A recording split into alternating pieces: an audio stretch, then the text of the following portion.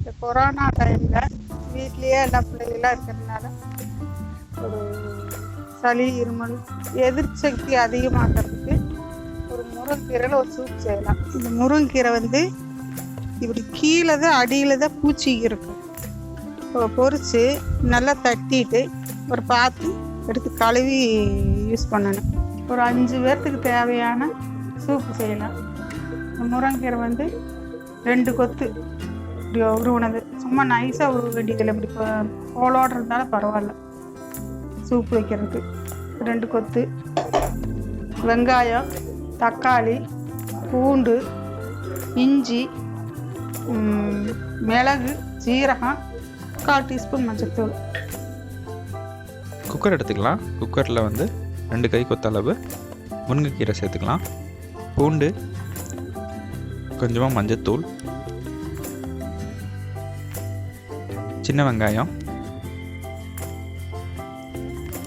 தக்காளி, இஞ்சி, அது கூட 5 கிளாஸ் வாட்டரும் சேர்த்துக்கிறோம். ஸோ இதை மூடி நல்லா குக் பண்ணிக்கலாம்.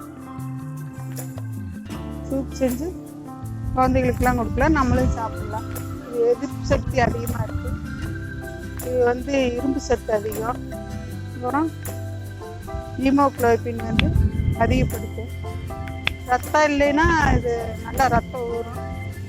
வாரத்தில் ஒரு 2 நாளாவது சாப்பிட்டா ரொம்ப நல்லது. குழந்தைகள்லாம் கீரையாக சாப்பிட்லன்னா சூப்பாக செஞ்சு கொடுங்க, சட்னியாக செஞ்சு கொடுங்க, நல்லா இருக்கும்.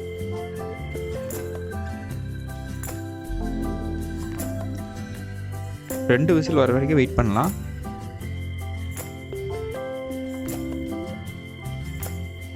ரெண்டு விசில் வந்ததுக்கப்புறமேல அடுப்பு ஆஃப் பண்ணிவிட்டு குக்கரை ஓப்பன் பண்ணோம்னா இந்த மாதிரி இருக்கும்.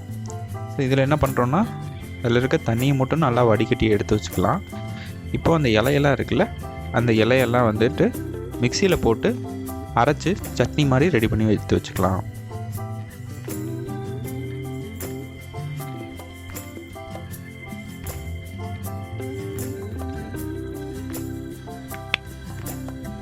இப்போ ஏற்கனவே எடுத்து வச்சுருந்தா அந்த வடிகட்டின தண்ணியில் இதையும் சேர்த்துக்கலாம். சேர்த்து நல்லா மிக்ஸ் பண்ணிக்கலாம்.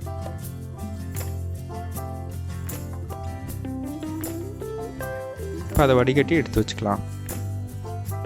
இப்போ அதில் வந்து பெப்பரும் சீரகமும் சேர்த்துக்க போகிறோம். ஸோ அதை வந்து பொடி பண்ணி அதையும் சேர்த்துக்கலாம்.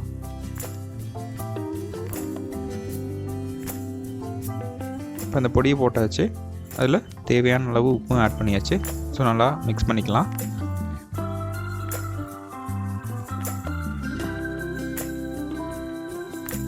இதை கண்டிப்பாக உங்கள் வீட்டில் இன்றைக்கி ட்ரை பண்ணி பாருங்கள். எப்படி இருக்குன்னு கமெண்ட் செக்ஷனில் சொல்லுங்கள்.